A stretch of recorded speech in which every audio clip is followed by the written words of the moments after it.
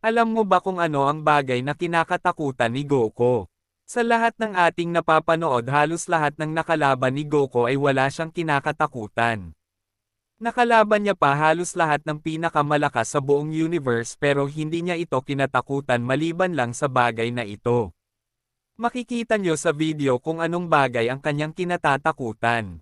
Makita niya pa lang ang bagay na ito ay sobrang takot na siya.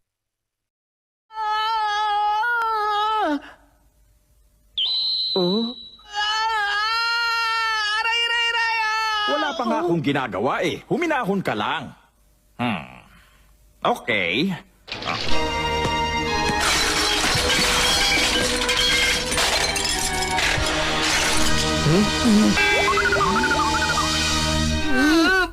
Pandurok! Ayoko niyan! Ayoko ng mga pandurok! Pakawalan mo ako, Green! Mas pipiliin ko pa mamilitin sa sakit yung sa maturukan! Hindi kita gagamutin gamit ang makalumang medisinang kaya niyan! Pambihira ka! Ganun ba? Nakakaya si Papa.